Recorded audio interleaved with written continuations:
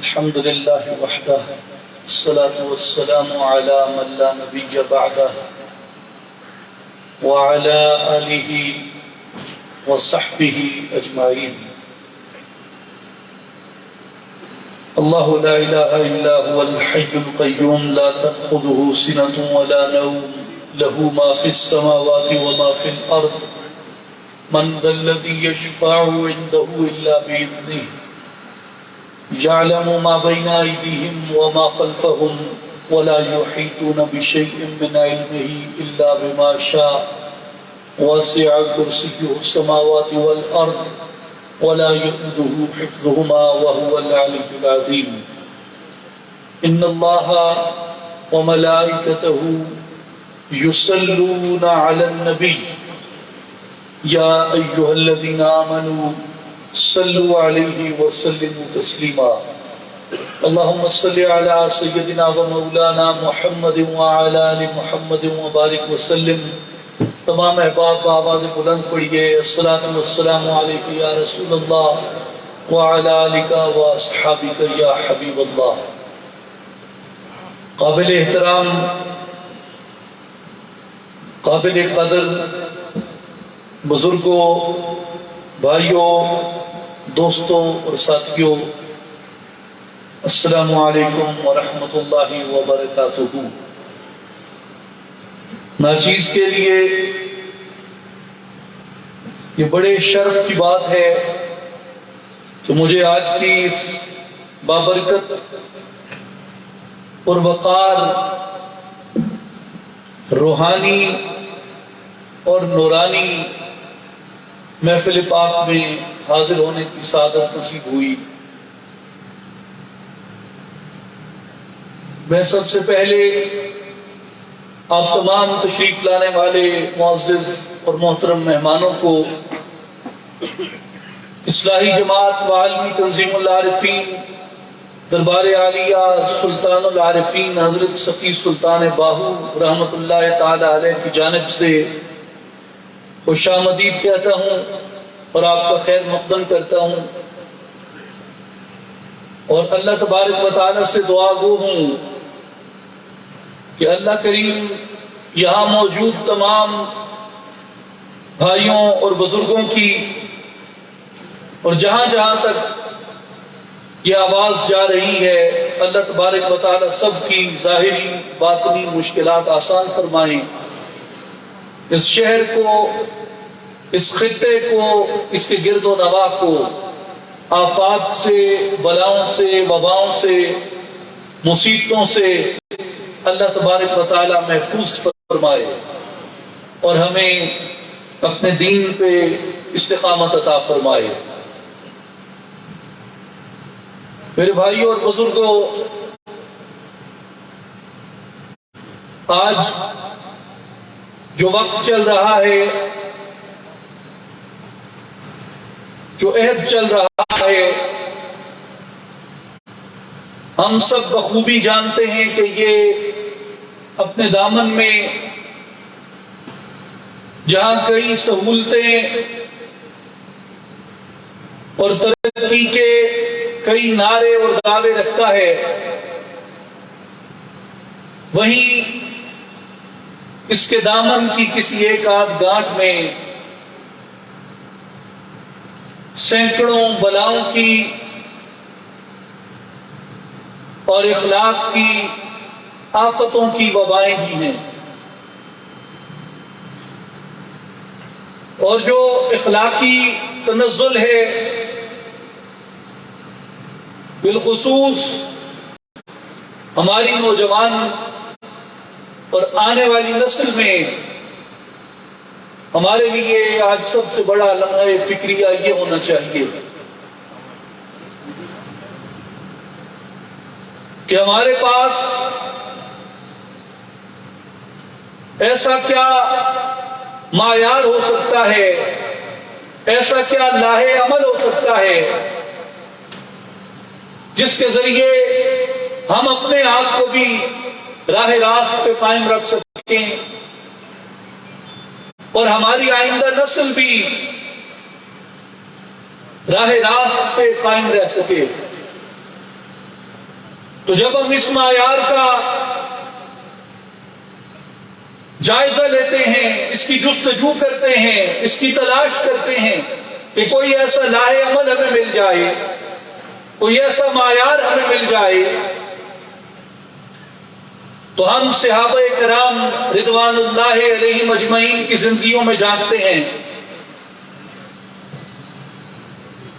تو وہاں سے ہمیں ایک لاہ عمل ملتا ہے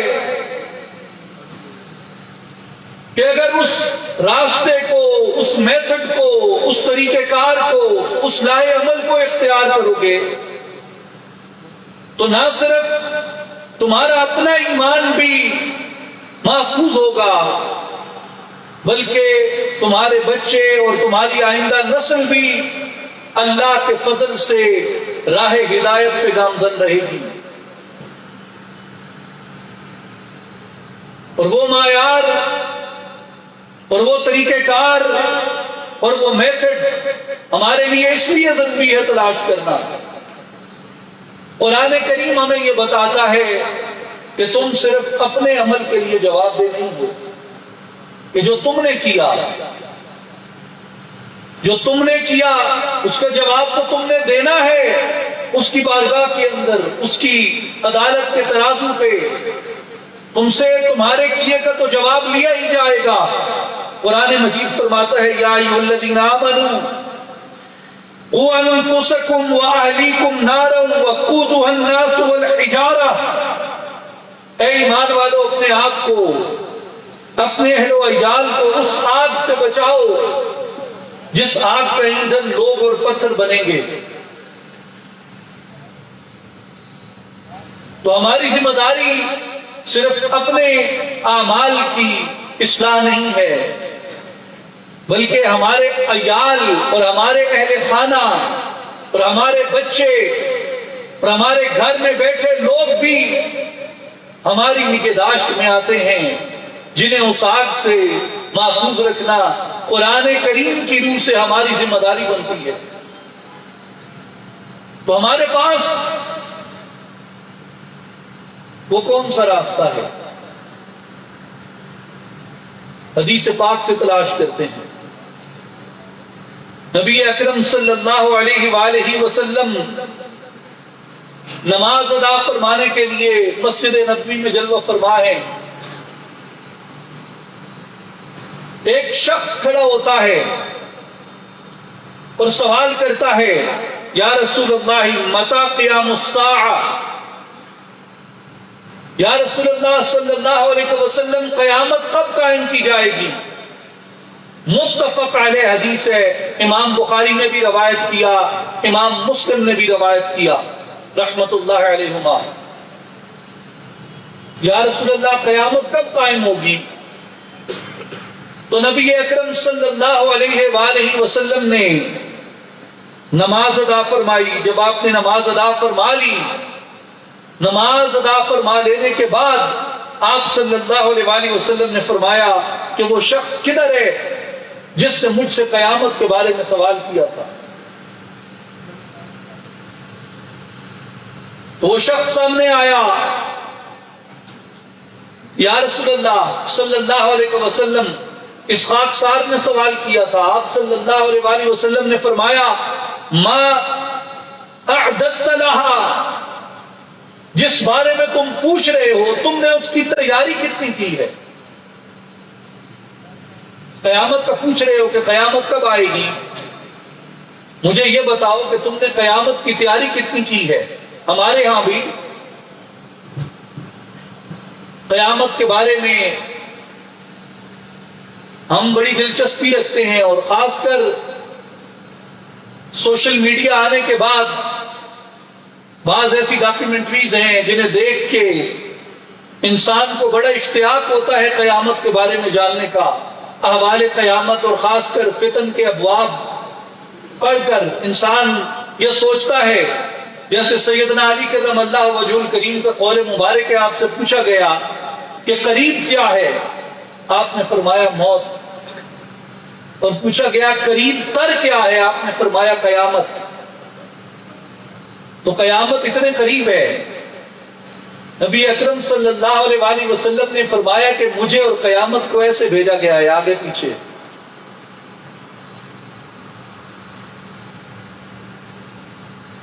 تو اس شخص نے عرض کی یا رسول اللہ قیامت کب قائم ہوگی؟ آپ نے فرمایا قیامت کے آنے کا تو تجسس ہے، مگر یہ بتاؤ کہ تم نے قیامت کی تیاری کیا کی ہے؟ آپ صلی اللہ علیہ وآلہ وسلم کے اس سوال پہ وہ صحابی کھڑے ہو کے عرض کرتے ہیں یا رسول اللہ ما اعددت لها کبیر صلاة ولا صوم الا انی احب اللہ ورسولہ. یا رسول اللہ صلی اللہ علیہ وسلم میرے پاس بہت زیادہ نمازیں تو نہیں، بہت زیادہ روزے تو نہیں، لیکن ایک چیز میرے پاس کامل ہے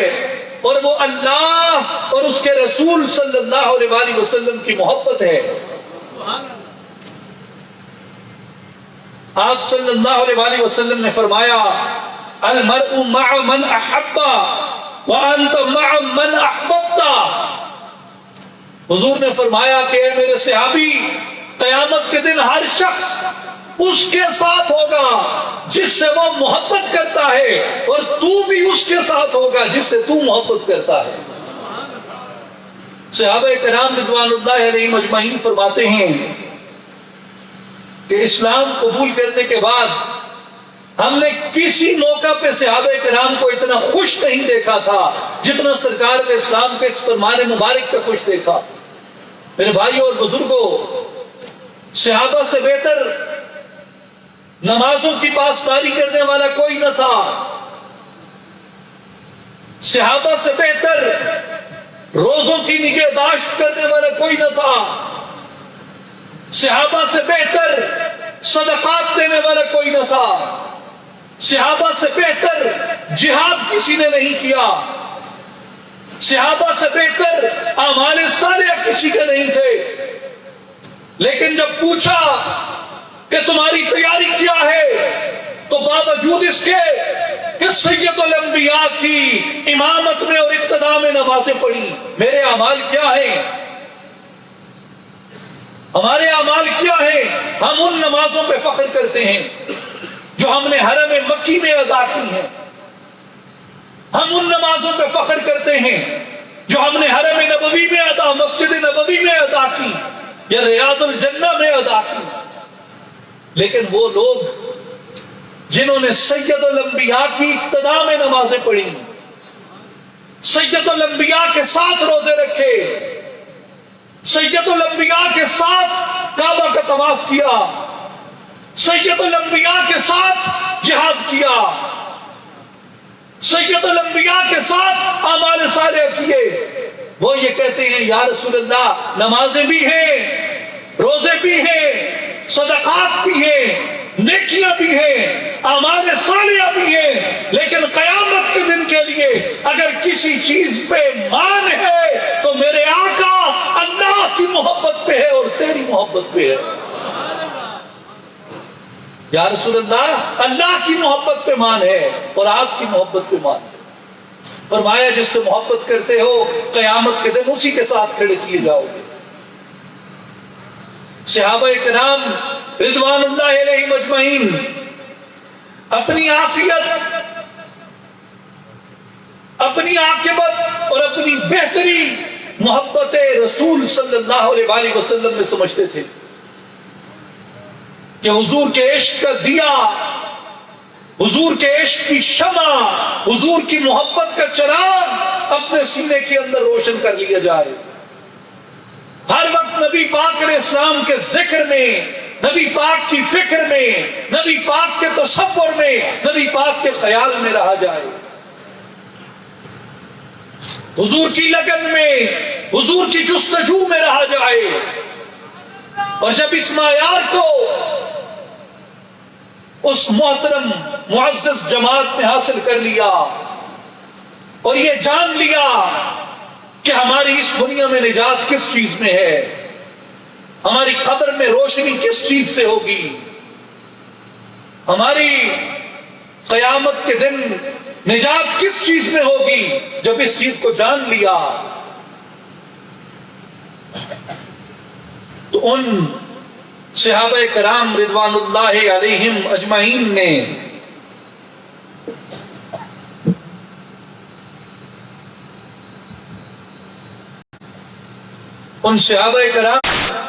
رضوان اللہ علیہم اجمعین نے اپنی آئندہ نسل کو، اپنے بچوں کو محبت مصطفیٰ پہ اور عشق مصطفیٰ پہ تربیت کی کہ ان کے نزدیک یہ ایک محفوظ راستہ تھا، ان کے نزدیک یہ ایک محفوظ معیار تھا۔ میرے بھائی اور بزرگوں، کبھی صحابہ کرام رضوان اللہ علیہم اجمعین کی زندگیوں میں اور ان کی تربیت اطفال میں غور کریں کہ صحابہ بچوں کی تربیت کیسے کرتے تھے، اپنے بچوں کو کیا پڑھاتے، اپنے بچوں کو کیا سمجھاتے، اپنے بچوں کے سینوں میں کس چیز کا فخر ڈالتے۔ میرے بھائیوں اور بزرگوں، یہ بات ہم اس زمین پہ کھڑے ہو کے کر رہے ہیں، اس سرزمین پہ بیٹھ کے سن رہے ہیں جس میں 1000 سال تک عشق مصطفیٰ کی شمع روشن ہے۔ میں جب ہزارہ کی وادی میں داخل ہوتا ہوں تو مجھے ہزارہ میں داخل ہو کے بغداد اور دمشق کی خوشبو آتی ہے۔ یہ وہ سرزمین ہے جن کے بارے میں نے نظر والوں سے، نگاہ والوں سے، روشنی والوں سے، آنکھ والوں سے سنا ہے کہ ہزارے کا کوئی قبرستان ایسا نہیں جس میں کوئی قطب یا ابدال دفن نہ ہو۔ یہ اقطاب کی سرزمین ہے، یہ اولیاء کی سرزمین ہے، یہ ابدالوں کی سرزمین ہے، یہ صالحین کی سرزمین ہے، یہ اللہ کے نام لیواؤں اور محمد مصطفیٰ کے جانثاروں کی سرزمین ہے۔ میرے بھائیوں، میرے دوستوں اور بزرگوں، وہ روایت جس نے 1000 برس تک اس سرزمین میں ولایت کو زندہ رکھا، نور کو زندہ رکھا، جی بلکہ جس نور نے اس سرزمین میں ایمان کو زندہ رکھا، جس ولایت نے اس سرزمین میں ایمان کو زندہ رکھا، روشنی کو زندہ رکھا، علم کو زندہ رکھا، وہ روایت آپ اپنے بزرگوں کے طور اتوار میں، ان کے عقیدے میں، ان کی فکر میں، ان کی سوچ میں، ان کے خیال میں، ان کے رسم و رواج پہ غور کر کے دیکھ لیں، آپ کو نتیجہ یہی ملے گا کہ سنت صحابہ کے مطابق وہ اپنے بچوں کے اندر محبت مصطفیٰ کو پیدا کرتے تھے، حضور علیہ السلام کی لگن کو پیدا کرتے تھے۔ جب بچے بڑے ہونے لگتے، بچے پیدا ہوتے ہی صحابہ اپنے بچوں کو اٹھاتے، حضور کی بارگاہ میں لے جاتے، گھٹی جسے ہم پہلی خوراک کہتے ہیں، پہلی خوراک نبی پاک سے دلواتے۔ چھوٹے ہوتے بچے سرکار کی بارگاہ میں لے جاتے، یا رسول اللہ اپنی شفقت کا ہاتھ اس کے ساتھ پہ پھیر دیجیے۔ اور جب وہ بچے بڑے ہوتے تو ان کے اندر اس اہمیت کو اجاگر کرتے کہ جب تم چھوٹے تھے تو تمہارے لعاب، تمہارے منہ کے اندر، تمہارے دہن کے اندر نبی پاک نے اپنا لعاب عطا فرمایا، تیرے سر پہ نبی پاک نے ہاتھ رکھا، تجھے نبی پاک نے یہ دعا عطا فرمائی،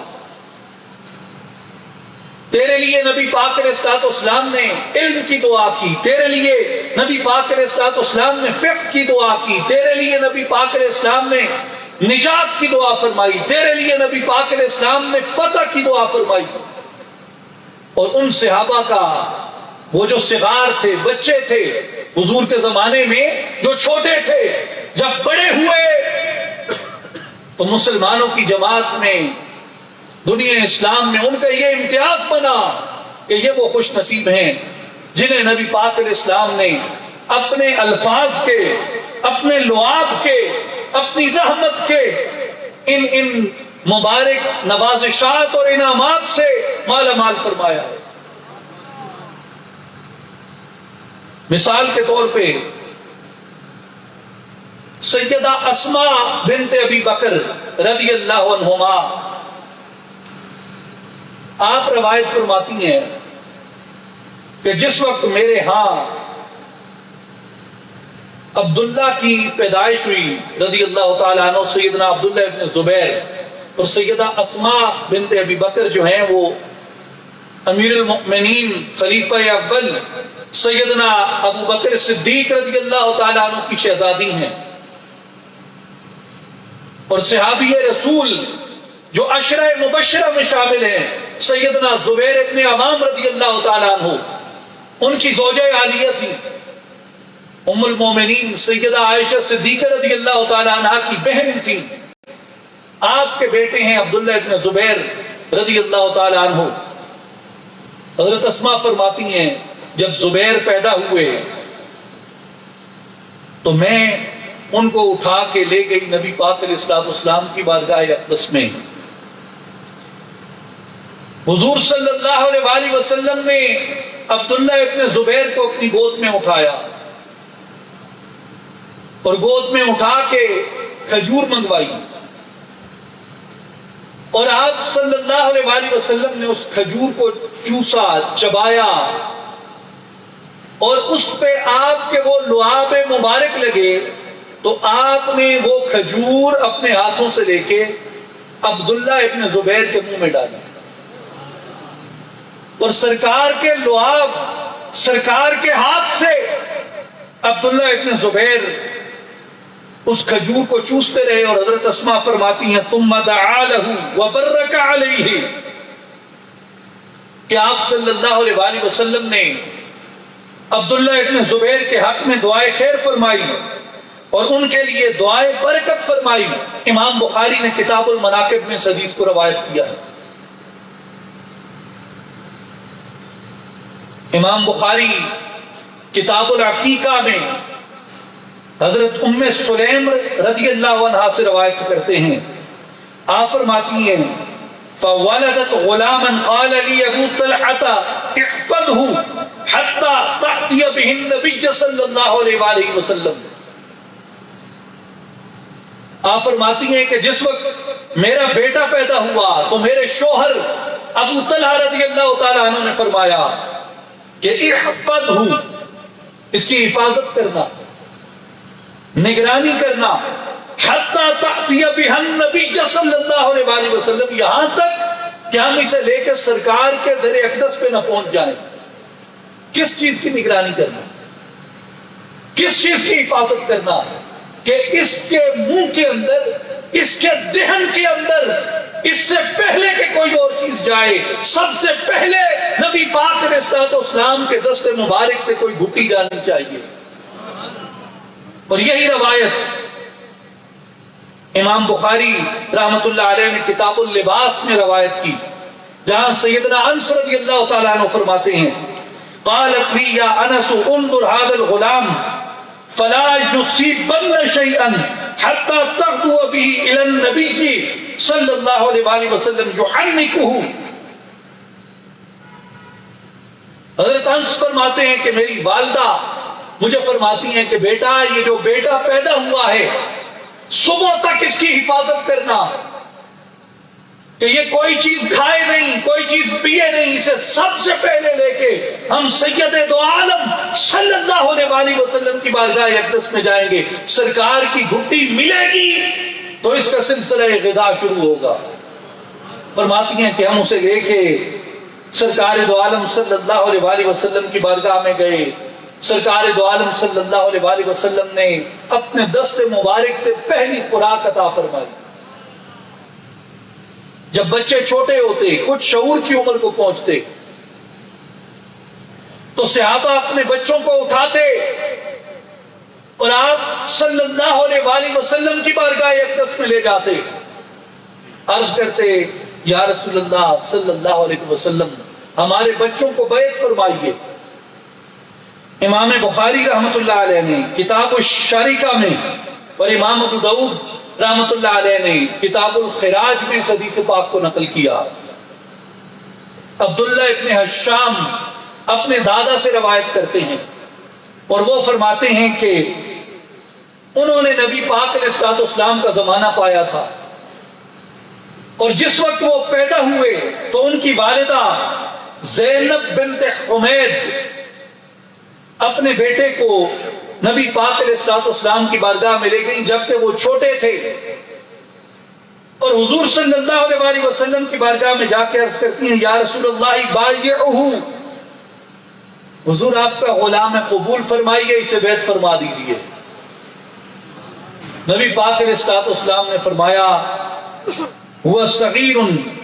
فمسح رأسه ودعا له، حضور نے فرمایا یہ ابھی چھوٹا ہے، اتنا فرما کہ آپ نے شفقت سے اس کے سر پہ ہاتھ پھیرا اور برکت کی دعا فرمائی ان کے لیے. لیکن اس میں جو قابل غور اور قابل توجہ بات ہے وہ یہ ہے کہ چاہے بچہ پیدا ہوتا یا پیدا ہونے کے بعد شعور کی آنکھ کھولنے کے قریب ہوتا، صحابہ اپنے بچوں کو ایک ہی راستہ دکھاتے، صحابیات اپنے بچوں کو ایک ہی راستہ دکھاتی، اور وہ راستہ در مصطفیٰ تھا، وہ راستہ محبت مصطفیٰ تھی، وہ راستہ نبی پاک علیہ الصلوۃ والسلام سے لگن تھی، وہ راستہ نبی پاک علیہ الصلوۃ والسلام کے دامن رحمت سے، دامن محبت سے، دامن فیض سے، دامن کرم سے وابستہ ہونے کا راستہ تھا. میرے بھائی اور بزرگوں، جب بچے پہنچ جاتے حضور کے در اقدس تک، کسی کو گھٹی حضور نے ڈالی، کسی کو حضور نے گود میں اٹھایا، کسی کے سر پہ شفقت کا ہاتھ پھیرا، کسی کو لعاب دہن عطا کیا، کسی کو بیعت فرمایا، کسی کو دعائے برکت دی، کسی کو دعائے فتح دی. تو جب وہ بچے اپنے گھروں میں ہوتے تو صحابہ کرام رضوان اللہ علیہم اجمعین اور صحابیات رضوان اللہ علیہن اجمعین، ان کا یہ دستور تھا کہ اپنے بچوں کو بٹھاتے اور سرکار کی محبت اور سرکار کے کرم کی کہانیاں سناتے، سرکار کے کرم کی داستانیں سناتے، سرکار کے فضل و کرم کے قصے سناتے. اس لیے کہ جس کے قصے سنے جاتے ہیں اس سے محبت پیدا ہو جاتی ہے، جس کی بات کی جاتی ہے اس کی محبت ہوتی ہے. میرے بھائی اور بزرگوں، یہ ایسی باتیں نہیں ہیں جو آپ پہلی بار سن رہے ہیں، اور نہ ہی یہ ایسی بات ہے جو میں پہلی بار سنا رہا ہوں. آپ نے سینکڑوں مرتبہ سنی، علماء نے، اہل حق نے، اہل علم و فضل نے، اور مجھ جیسے ناکاروں نے بھی سینکڑوں مرتبہ آپ کے سامنے یہ باتیں بیان کی، لیکن ان کی چاشنی اتنی ہی تازہ ہے، ان کی مٹھاس اتنی ہی تازہ ہے، ان کی شیرینی اتنی ہی تازہ ہے. وجہ کیا ہے؟ یہ باسی نہیں ہوتی باتیں، یہ پرانی نہیں ہوتی. 1400 برس سے اس قوم کے لا الہ الا اللہ محمد الرسول اللہ پڑھنے والی اس قوم کے خرد و کلام، اصاغر و اکابر، چھوٹے بڑے یہ باتیں پڑھتے ہیں، یہ باتیں سنتے ہیں، اور اتنا ہی رشک کرتے ہیں، اتنے ہی وجد میں آتے ہیں، اتنی ہی محبت میں آتے ہیں. وجہ کیا ہے؟ وجہ یہ ہے کہ جس سے محبت ہوتی ہے اس کی بات دل کو اپنی جانب کھینچ لیتی ہے. جس سے لگن ہوتی ہے اس کا تذکرہ کبھی نہ دماغ میں پرانا ہوتا ہے، نہ دل میں پرانا ہوتا ہے، نہ زبان پہ پرانا ہوتا ہے. جس سے محبت کی جائے اس کا ذکر سینے کے اندر روشنی پیدا کرتا ہے، کشش پیدا کرتا ہے. تو صحابہ کرام رضوان اللہ علیہم اجمعین اپنے بچوں میں بار بار طریقے سے، سلیقے سے، بہانے سے حضور کا ذکر کرتے، حضور کی عظمت کو، حضور کی رفعت کو، حضور کے فیض کو، حضور کے کرم کو ان کے سامنے بیان کرتے. ام المومنین سیدہ عائشہ صدیقہ رضی اللہ تعالی عنہا آپ روایت کرتی ہیں، جسے امام ابو عبداللہ حاکم النیسابوری رحمۃ اللہ علیہ نے کتاب معرفت الصحابہ میں نقل کیا. ام المومنین حضرت عائشہ صدیقہ رضی اللہ تعالی عنہ فرماتی ہیں کہ میرے والد اور میری والدہ جب میں چھوٹی تھی مجھے حضور کی بارگاہ اقدس میں لے کے گئے اور عرض کی، یا رسول اللہ صلی اللہ علیہ وسلم عائشہ کو ایسی دعا فرمائیں جو ہم بھی سنیں. کہ آپ عائشہ کو کیا دعا فرماتے ہیں؟ نبی پاک علیہ السلام نے فرمایا، اللہم اغفر لعائشہ بنت ابی بکر مغفرۃ واجبۃ ظاہرۃ باطنۃ. سرکار علیہ السلام نے فرمایا کہ اے اللہ عائشہ بنت ابی بکر کی ظاہری مغفرت کر دے، باطنی مغفرت کر دے اور حتمی مغفرت فرما دے. اور یہ دعا سرکار دو عالم صلی اللہ علیہ وسلم کی ام المومنین حضرت عائشہ صدیقہ رضی اللہ تعالیٰ عنہا کو آپ کے والد اور والدہ نے بتائی کہ جب تم چھوٹی تھی تو سید دو عالم صلی اللہ علیہ وسلم کی بارگاہ اقدس سے تمہیں اس دعا کا فیض ملا. حافظ ابن حجر اسقلانی رحمۃ اللہ علیہ الاصابہ میں روایت فرماتے ہیں کہ محمد ابن حاتب فرماتے ہیں رضی اللہ تعالی عنہ کہ میری والدہ مجھے سرکار دو عالم صلی اللہ علیہ وسلم کی خدمت اقدس میں لے گئی جبکہ میں چھوٹا تھا، پیدا ہوا. میری والدہ مجھے وہاں لے گئی اور حضور علیہ الصلوۃ والسلام کی بارگاہ اقدس میں جا کے عرض کی، یا رسول اللہ ھذا محمد بن حاتب وهو اول من سمی بک. یا رسول اللہ صلی اللہ علیہ وسلم ہم جو اہل حبش ہیں، ہم حبشہ والوں میں یہ پہلا بچہ ہے محمد ابن حاتب جس کا نام ہم نے آپ کے نام نامی اس میں گرامی پہ رکھا ہے. یہ پہلا بچہ ہے حبشہ والوں میں سے جس کا نام آپ کے نام گرامی پہ رکھا گیا. فمسح على رأسك وطفل فيك ودعا لك بالبركة.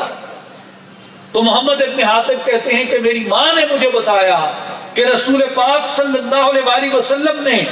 کرم اور فضل سے تیرے سر پہ اپنا ہاتھ پھیرا، تیرے منہ میں اپنے لعاب ڈالے اور تیرے لیے برکت کی دعا فرمائی. اسی طرح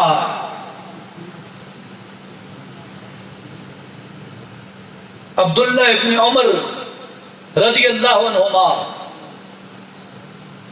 آپ روایت فرماتے ہیں کہ میں نے ایک بار دیکھا کہ میرے والد امیر المؤمنین سیدنا عمر ابن خطاب رضی اللہ تعالیٰ عنہ نبی پاک علیہ الصلوۃ والسلام کے چچا زاد بھائی حضرت عبداللہ ابن عباس رضی اللہ عنہما کے ساتھ بیٹھے تھے اور حضرت عمر رضی اللہ تعالیٰ عنہ حضرت عبداللہ ابن عباس رضی اللہ عنہما کو بتا رہے تھے کہ عبداللہ میں نے دیکھا کہ جب تمہیں نبی پاک علیہ السلام کی بارگاہ اقدس میں لایا گیا، حضور علیہ السلام نے تمہیں اٹھایا، تمہارے سر پہ شفقت کا ہاتھ پھیرا، تمہارے منہ میں اپنے لعاب دہن عطا کیے، اور تمہارے لیے نبی پاک نے یہ دعا فرمائی، اللہم فقہہ فی الدین وعلمہ التحویل، اے مولا عبداللہ کو اپنے دین میں فقاہت عطا فرما اور اسے تعویل کا علم عطا فرما۔ یہ اس پہلی دعا کی برکت تھی کہ آج تک سید المفسرین کا لقب سیدنا عبداللہ ابن عباس رضی اللہ عنہما کو دیا جاتا ہے۔ میرے بھائی اور بزرگوں، یہ واقعات تو بے شمار ہیں، یہ تو چند ایک صحابہ کی اور چند ایک صحابیات کی بات تھی، لیکن اس منظر سے صرف یہ واضح کرنا مقصود تھا کہ بچے ابھی آنکھ نہ کھولتے، ابھی آنکھ نہ کھولتے، ابھی خوراک پہلی منہ میں نہ جاتی، صحابہ ان کے ذہنوں میں محبت مصطفیٰ ڈال دیتے، ابھی وہ بڑے ہو رہے ہوتے، صحابہ انہیں ایک ہی راستہ دکھاتے، ایک ہی دروازہ دکھاتے، اور وہ نبی پاک علیہ السلام کا راستہ تھا، نبی پاک علیہ السلام کا دروازہ تھا۔ بچے بیٹھتے، صحابہ کی محفلیں لگتی، اور ان صحابہ کرام کو صحابہ کے درمیان، صحابہ کے اپنے درمیان، ان صحابہ کو زیادہ مجلسی سمجھا جاتا، زیادہ بہتر مجلس والا سمجھا جاتا، جو نبی پاک علیہ السلام کا حلیہ مبارکہ زیادہ بہتر بیان کر سکتا۔ ایسی محفل ہوتی جس میں لوگ اپنے اپنے تجربے، اپنے اپنے مشاہدے، اپنی اپنی نظر سے حضور علیہ السلام کا حلیہ شریفہ بیان کرتے، حضور کے اوصاف کو بیان کرتے، حضور کے کمالات کو بیان کرتے، حضور کی بارگاہ میں رہ کے جو دیکھا ہوتا اسے بیان کرتے، حضور کا چرچا کرتے، حضور اکرم صلی اللہ علیہ وسلم کے بارے میں شعر کہتے، وہ اشعار بچوں کو یاد کراتے، وہ احادیث بچوں کو یاد کراتے۔ بچے حرم میں جاتے تو حرم کے آداب سکھاتے، اور ایسی بھی روایات ہیں۔ حضرت حذیفہ رضی اللہ تعالیٰ عنہ روایت کرتے ہیں، ایک مرتبہ میری ماں نے مجھ سے پوچھا، اسے امام ترمذی رحمت اللہ علیہ نے روایت کیا، کہ میری ماں نے مجھ سے پوچھا کہ حضور کے پاس جاتے ہو؟ اور فرمائیے، میری ماں نے مجھ سے پوچھا کہ حذیفہ حضور کے پاس جاتے ہو؟ تو فرمایا کہ میں بچہ تھا، میں نے اپنی ماں کو کہا کہ کچھ دنوں سے ناغہ ہو رہا ہے، تو میری والدہ مجھ سے ناراض ہوئی، سختی کی، انہوں نے ڈانٹا، اور جب ڈانٹا تو میں نے عرض کی، امی جان آپ مجھ سے ناراض نہ ہوں، ابھی نماز مغرب کا وقت ہوا چاہتا ہے، اور میں ابھی حضور اکرم صلی اللہ علیہ وسلم کی بارگاہ اقدس میں حاضر ہوں گا، اور اپنی مغفرت کی بھی اور آپ کی مغفرت کی بھی دعا کروا کے آؤں گا۔ حضرت حذیفہ فرماتے ہیں کہ میں نبی پاک علیہ السلام کی بارگاہ میں گیا، مغرب پڑھی، مغرب پڑھ کے حضور کی بارگاہ میں بیٹھا رہا، حضور نے عشاء ادا فرمائی، عشاء پڑھ کے نبی پاک علیہ السلام مسجد سے باہر نکلے تو میں آپ کے ساتھ باہر نکلا، تو میرے قدموں کی آواز سن کے نبی پاک علیہ السلام نے فرمایا کہ حذیفہ ہو؟ تو میں نے عرض کی یا رسول اللہ حذیفہ ہوں۔ آپ صلی اللہ علیہ وسلم نے فرمایا بیٹا کیا حاجت ہے، اللہ تمہاری بھی مغفرت کرے، تمہاری ماں کی بھی مغفرت کرے۔ ابھی عرض نہیں کی کہ یا رسول اللہ کیوں آیا ہوں،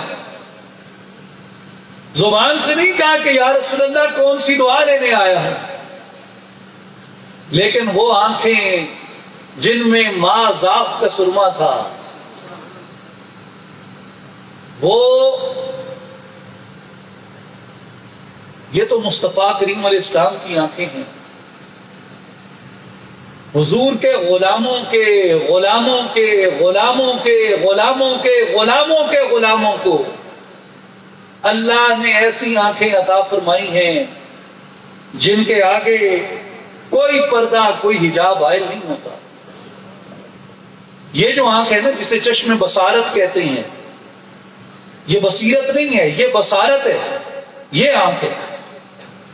بصیرت کی آنکھ اندر والی ہوتی ہے۔ اس آنکھ کے سامنے ایک ادنا سا پردہ بھی آ جائے، مثال کے طور پہ یہ ایک ٹشو پیپر ہے، ایک لطیف ترین بڑی باریک سی چیز ہے، لیکن اس چشم بصارت کے آگے یہ بھی آ جائے تو اس باریک سے پردے کے آنے کے بعد بصارت پار نہیں دیکھ سکتے۔ لیکن صحیح بخاری میں حدیث قدسی ہے، اللہ تعالیٰ فرماتا ہے کہ میرا بندہ جب فرائض کی ادائیگی کے بعد نوافل کے ذریعے میرا قرب پا لیتا ہے، میں اس بندے سے محبت کرنے لگتا ہوں، اور جب میں اس بندے سے محبت کرتا ہوں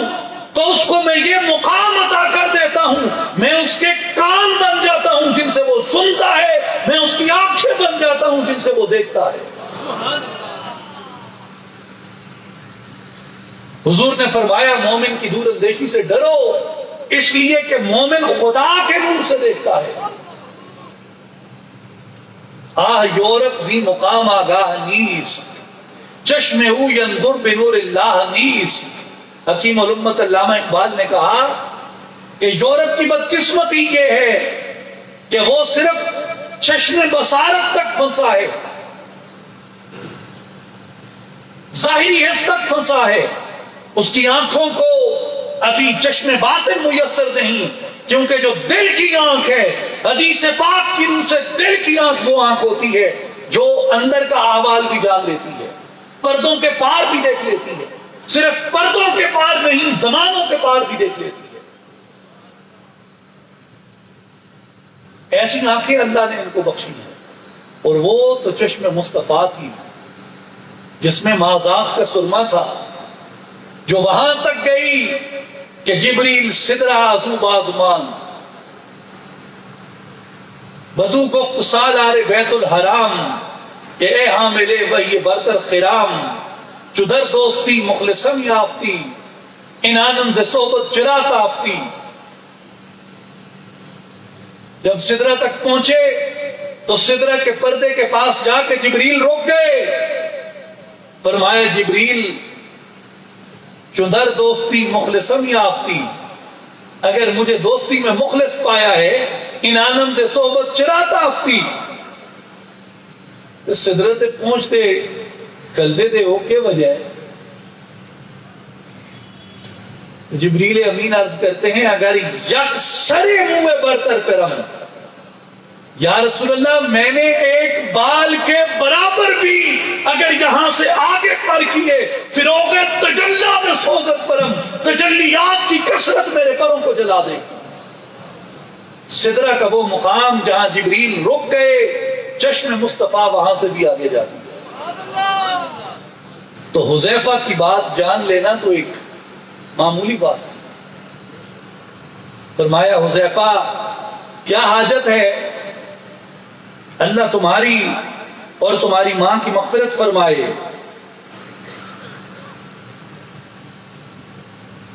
تو مقصود اس ساری گفتگو کا یہ تھا میرے بھائی اور بزرگوں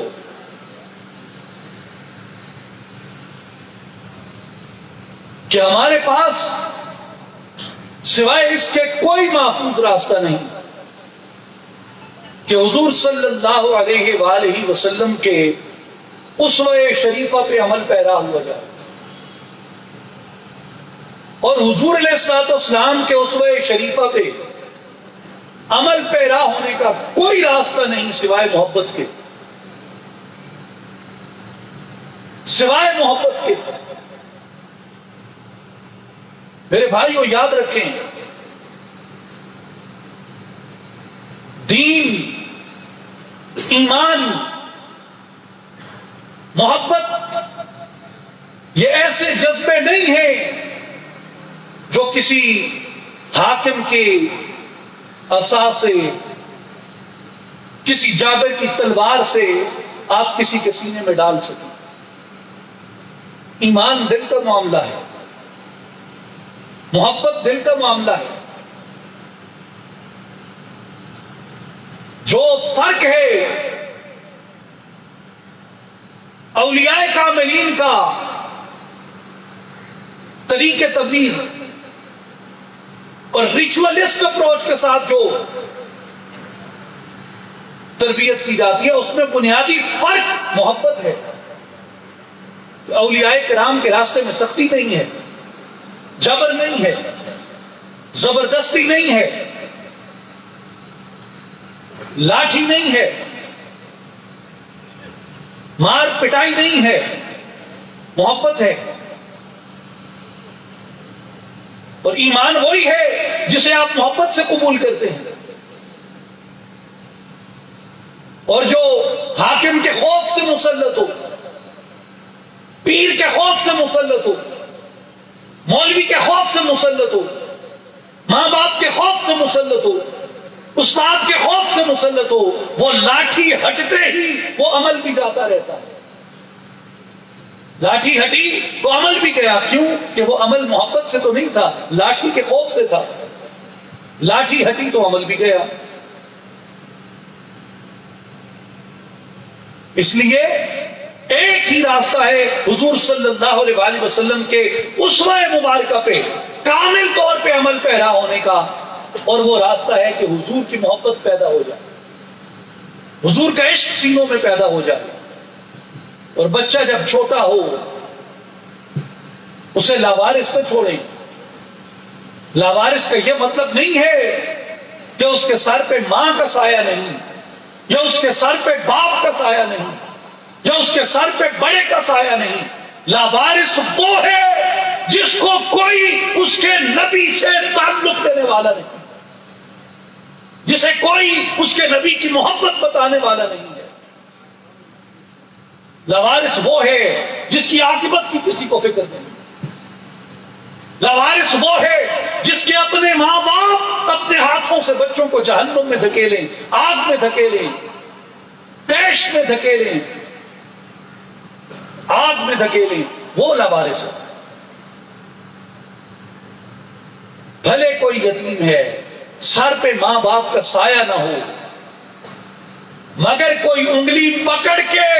در مصطفیٰ تک لے جانے والا رکھتا ہے، وہ یتیم ہو کر بھی لاوارث نہیں ہو سکتا۔ کیوں؟ اس کی عاقبت کی کسی کو فکر ہے، اس کی آخرت کی کسی کو فکر ہے، اس کے ایمان کی کسی کو فکر ہے، اس کی نجات کی کسی کو فکر ہے، اس کی کامیابی کی کسی کو فکر ہے۔ میرے بھائیوں اور بزرگوں، میرے دوستوں اور ساتھیوں، خاص کر میرے ایج فیلو، میرے نوجوانوں، اپنے بچوں کو لاوارث میں چھوڑیں، اپنے بچوں کو حضور علیہ الصلوۃ والسلام کی ذات اقدس سے روشناس کرائے بغیر نہ چھوڑیں۔ یہ جو لوگ آپ کے لیے، میرے لیے قابل عمل مثالیں بنی، یہ وہ لوگ تھے کہ آنکھ بھی ابھی نہ کھلتی کہ در مصطفیٰ پہ پہنچے ہوتے۔ اس کا راستہ یہی ہے جو ہماری روزمرہ کی زندگی ہے۔ ہر دن، ہر روز ہمارے بچے کے کانوں میں، ہمارے بچے کی سماعت میں، ہمارے بچے کی عقل میں، ہمارے بچے کے دل و دماغ میں محبت مصطفیٰ کی لوری جانی چاہیے۔ اور ماں اس دن کا اپنا کھانا اپنے اوپر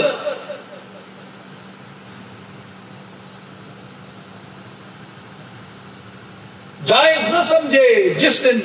وہ اپنے بچے کے کانوں میں حضور کی محبت کی کوئی بات نہیں ڈالتی۔ باپ اپنے اس دن کو رائے گاہ سمجھے جس دن اس نے اپنے بچے کو حضور صلی اللہ علیہ وآلہ وسلم کے دامن رحمت سے وابستہ ہونے کا سبق نہ دیا، اپنے عمل سے، اپنے کردار سے حضور صلی اللہ علیہ وآلہ وسلم کی ذات اقدس سے وابستگی اختیار نہ کی۔ محمد صلی اللہ علیہ وآلہ وسلم، محمد کی غلامی دین حق کی شرط اول ہے، اسی میں ہو اگر خامی تو سب کچھ نامکمل ہے۔ محمد کی محبت ہے سند آزاد ہونے کی، خدا کے دامن توحید میں آباد ہونے کی۔ اور اقبال نے کہا تھا کہ محمد سے وفا تم نے تو ہم تیرے ہیں، یہ جہاں چیز ہے کیا لوح و قلم تیرے ہیں، لیکن شرط کیا ہے؟ حضور کی وفا۔ شرط کیا ہے؟ حضور کی وفا، حضور صلی اللہ علیہ وآلہ وسلم کی محبت، حضور نبی اکرم صلی اللہ علیہ وآلہ وسلم کی ذات اقدس سے وابستگی۔ میرے بھائیوں، یہی ایمان ہے، یہی نجات ہے، یہی فلاح ہے، یہی تزکیہ ہے، یہی ولایت ہے، یہی فقیری ہے، یہی فقر ہے، یہی شریعت ہے، یہی طریقت ہے، یہی معرفت ہے کہ حضور کے دامن رحمت سے وابستہ ہو جاؤ، حضور کے دامن محبت سے وابستہ ہو جاؤ، حضور کی شمع عشق کو اپنے سینوں میں منور کر لو۔ اور مبارک ہے وہ سینہ جو حضور کے نام نامی پہ گداز ہوتا ہے، مبارک ہے وہ کندھے جو حضور کے اسم مبارک پہ تعظیم میں جھک جاتے ہیں، مبارک ہے وہ آنکھیں جو نام محمد پہ آنسو بہائے، مبارک ہے وہ زبان جو ذات مصطفیٰ پہ درود و سلام پڑھے، مبارک ہے وہ زبان جو اہل بیت مصطفیٰ علیہ السلام پہ درود و سلام پڑھے، مبارک ہے وہ ساعتیں جو ذکر مصطفیٰ میں گزرے، مبارک ہے وہ دھڑکنیں جو زیارت مصطفیٰ کی طلب میں دھڑکتی رہی، مبارک ہے وہ خیال جو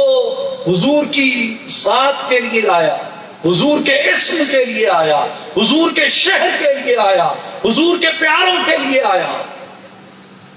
مبارک ہے وہ فکر جو حضور کے راستے میں کی،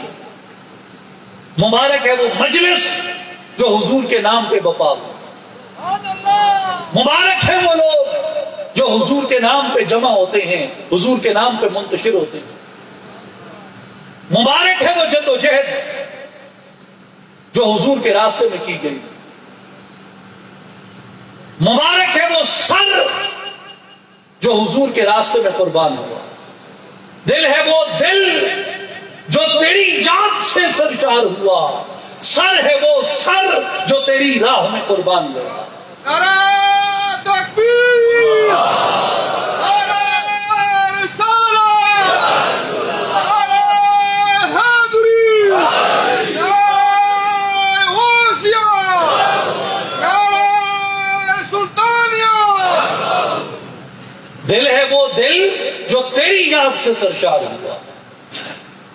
سر ہے وہ سر جو تیری راہ میں قربان ہوا۔ ہر وہ چیز محترم ہو جاتی ہے جسے حضور سے نسبت ہو جائے۔ حضور جس شہر میں موجود ہیں، قرآن اس شہر کے لیے کیا کہتا ہے؟ لا اقسم بہذا البلد وانت حل بہذا البلد۔ اے حبیب صلی اللہ علیہ وسلم، ہم اس شہر کی قسم اس لیے اٹھا رہے ہیں، آپ اس شہر میں موجود ہیں۔ قرآن کہتا ہے والعصر، زمانے کی قسم، امام قرطبی، امام رازی اور دیگر مفسرین نے کہا کہ یہاں زمانے سے مراد اس زمانے کی قسم ہے جس زمانے میں آقا پاک علیہ الصلوۃ والسلام جلوہ فرماتے. حضور کی چہرے کی قسمیں اٹھائی، حضور کی عمر کی قسم اٹھائی، حضور سے جس جماعت کو وابستگی مل گئی اس جماعت کو قرآن میں مبارک جماعت کہا. حضور کی آل کی پاکی قرآن میں، حضور کے صحابہ کی پاکی قرآن میں، حضور کی ازواج کی پاکی قرآن میں، حضور کے یاروں کی پاکی قرآن میں، حتیٰ کہ حضور صلی اللہ علیہ وآلہ وسلم سے آنے سے پہلے وہ تو بیماریوں کا گڑھ تھا، تو یثرب تھا، لیکن جب حضور کے قدم ملے، حضور کا آنا ملا، حضور کا وجود مسعود ملا، تو وہ بیماریوں کے گڑھ سے مدینہ طیبہ بن گیا. اور عفا فرماتے ہیں لوگوں تمہارے دلوں کی یہی حالت ہے. آخری بات عرض کر رہا ہوں، پلے سے باندھ لے. حضور کے آنے سے پہلے بستی کا نام کیا تھا؟ بولیں. اور حضور کے بعد کیا ہوا؟ مدینہ طیبہ. حتیٰ کہ امام مالک رحمت اللہ، امام دار الہجرت، امام مالک کی فقہ میں اگر کوئی بندہ مدینہ کو یثرب کہے، مدینہ طیبہ کو یثرب کہے، اس پہ تعزیر لازم ہے، حد لاگو ہوتی ہے اس پہ کہ جب حضور آ گئے تو وہ یثرب نہیں رہا. اس لیے امام مالک رحمت اللہ علیہ کی فقہ میں مدینہ کو یثرب کہنے پہ حد لاگو ہوتی ہے. تو کبھی کہیں کوئی شعر پڑھیں جہاں مدینہ طیبہ کے لیے یثرب کا لفظ آئے تو شعراء بعض دفعہ چونکہ اتنا زیادہ فقہی دینی علم ہو سکتے نہ رکھتے ہوں تو لکھ جاتے ہوں مدینہ کو یثرب، تو اسے یثرب کی جگہ بطحا پڑھنا چاہیے، یثرب بھی پڑھنا چاہیے، اسے بطحا پڑھنا چاہیے، یثرب نہیں پڑھنا چاہیے. کیوں کہ یثرب کا مطلب بیماریوں کا گڑھ ہے. حضور آ جائیں تو بیماریاں رفع ہو جاتی ہیں. اللہ تعالیٰ نے حضور صلی اللہ علیہ وسلم کو دافع بلا بنایا.